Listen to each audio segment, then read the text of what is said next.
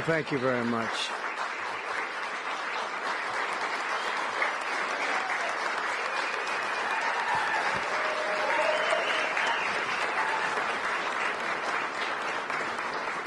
Thank you very much, everyone. And I'd like to start by saying that our country is doing very well. Things are, as you can see, doing quite well. Please sit down. Before we begin, I just want to announce that I signed a proclamation a few moments ago honoring the 250th anniversary of Patrick Henry's famous speech to the Second Virginia Convention, in which he declared very well-known, very famous words, "Give me liberty or give me death." Has anyone heard the phrase? I think most of you have.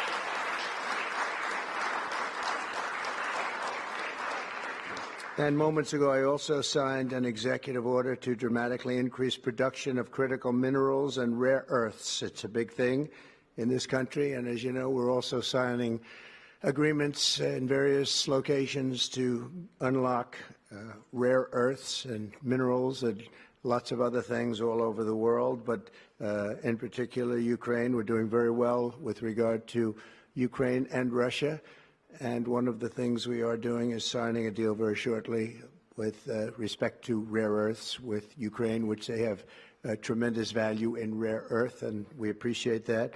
And we spoke yesterday with, as you know, President Putin and President Zelensky, and we would love to see that come to an end, and I think we're doing pretty well in that regard. So hopefully we could save thousands of people a week from dying. That's what it's all about. They're dying so unnecessarily, and I believe we'll get it done. We'll see what happens, but I believe we'll get it done. Today we take a very historic action that was 45 years in the making. In a few moments, I will sign an executive order to begin eliminating the Federal Department of Education once and for all.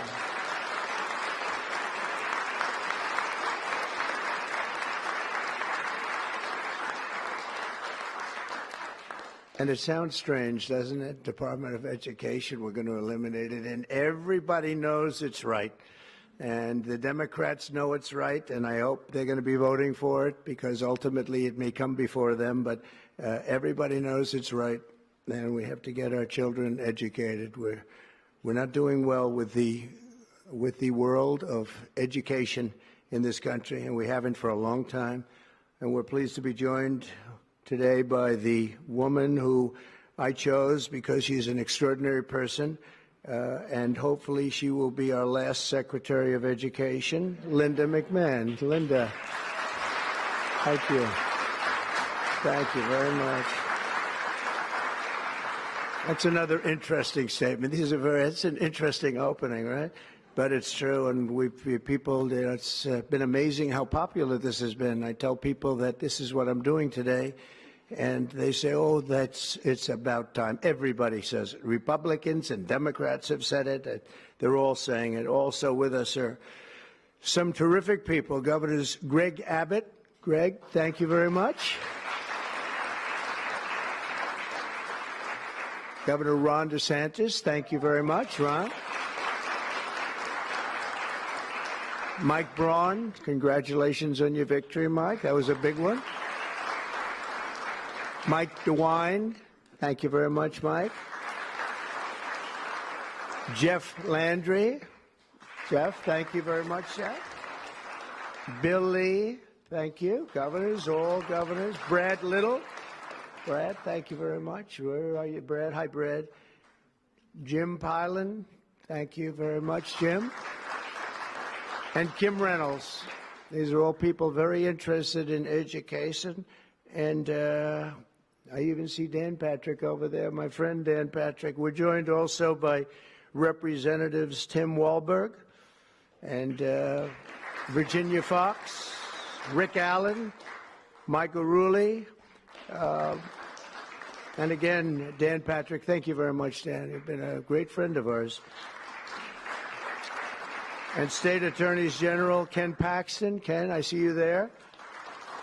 Andrew Bailey. Andrew, what a job you've done, Andrew. You have some good cases going. You've done a great job. Thank you very much. and co-founder of Moms for Liberty, Tiffany Justice. She's been a hard worker. Thank you. Thank you, Bruce. Thank you, Tiffany.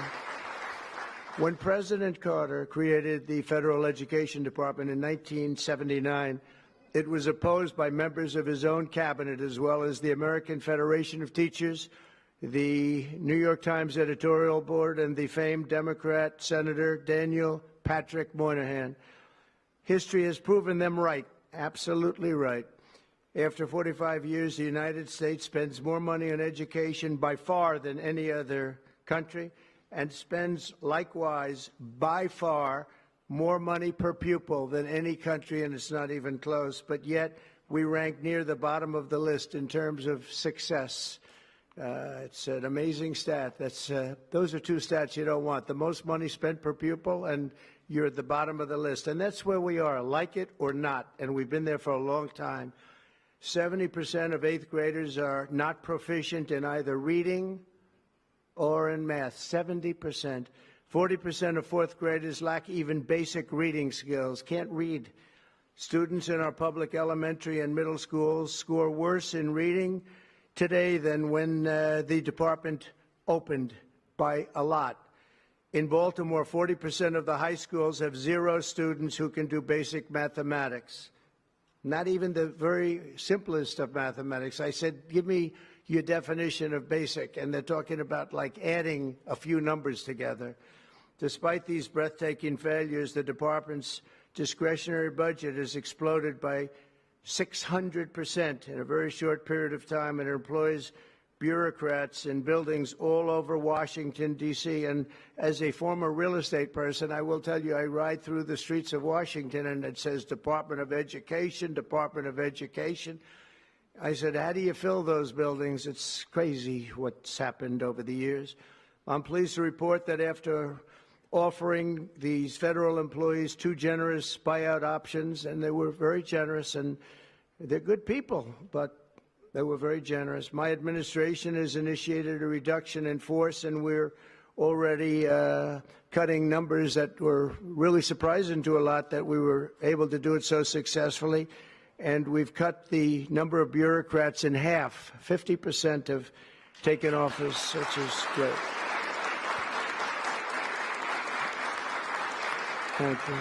Under the action I'm taking today, a small handful of Democrats and others that we have employed for a long time, and there are some Republicans, but not too many, I have to be honest with you. But the department's useful functions, and such as, and they're in charge of them: Pell Grants, Title I funding, resources for children with disabilities and special needs will be preserved, fully preserved. They're all going to be so. If you look at the Pell Grants, it's supposed to be a very good program. Title I funding and resources for children with special disabilities and special needs, they're going to be preserved in full and redistributed to various other agencies and departments that will take very good care of them. And it's very important to Linda, I know, and it's very important to all of us. But beyond these core necessities, my administration will take all lawful steps to shut down the department. We're going to shut it down, and shut it down as quickly as possible. It's doing us no good. We want to return our students to the states where just some of the governors here are so happy about this. They want education to come back to them, to come back to the states, and they're going to do a phenomenal job. You know, if you look, Denmark, Norway, Sweden, I have to tell you, I give them a lot of credit. China's top 10. And so we can't now say that bigness is making it impossible to educate, because China is very big.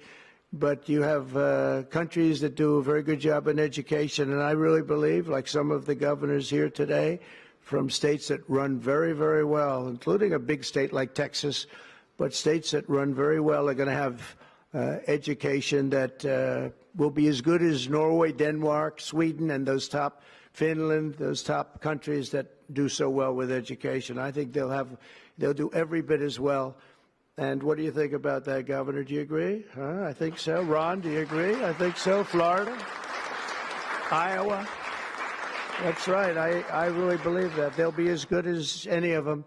And then you'll have some laggards, and we'll work with them. and we can all tell you who the laggards will be right now probably, but let's not get into that.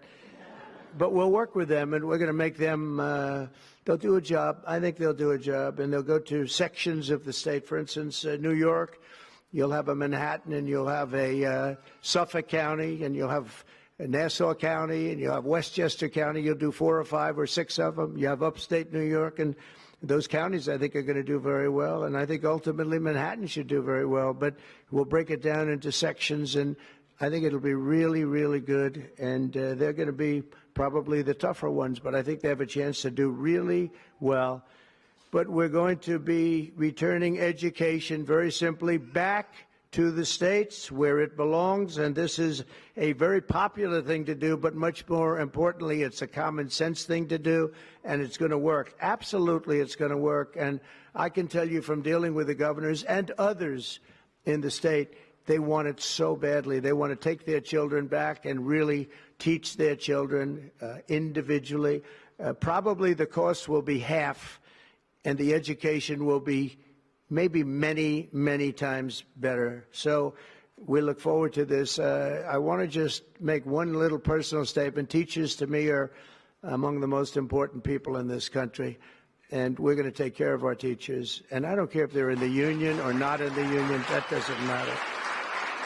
But we're going to take care of our teachers, and I believe the states will take actually better care of them than they are taken care of right now. They'll work all sorts of systems and even merit systems. Those great teachers are going to be maybe a little bit better rewarded, or maybe that's the way it should be, but the states are going to make that decision. But we're going to love and cherish our teachers along with our children, and they're going to work with the parents, and they're going to work with everybody else, and it's going to be an amazing thing to watch, and it's really going to be something special. And Linda, you're presiding over something that's so important, and you're going to do a fantastic job, just like you have your whole life. I know your whole life I've been watching you. I've been watching you for a long time. She's had nothing but success. So it's tremendous to have you, and hopefully you won't be there too long, but we're going to find something else for you, Linda, okay?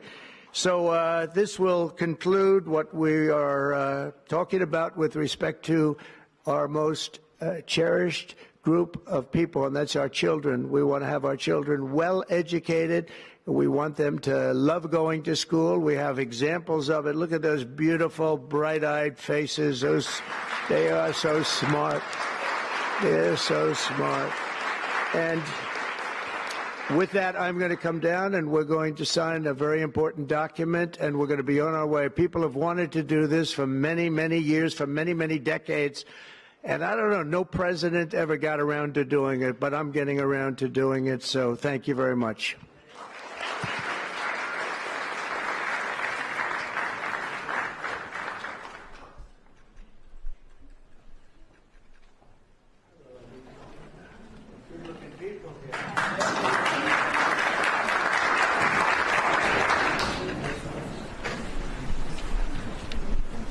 Should I do this? I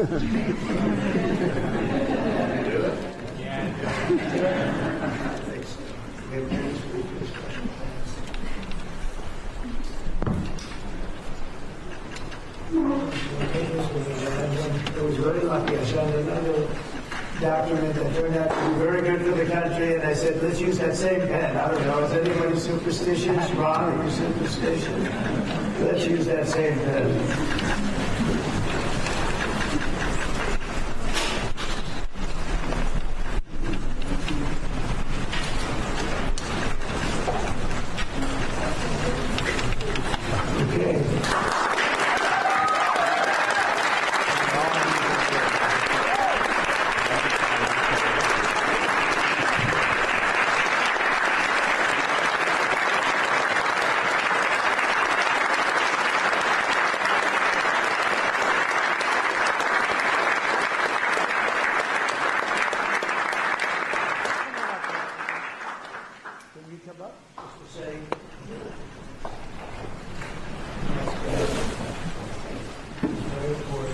Big factory here.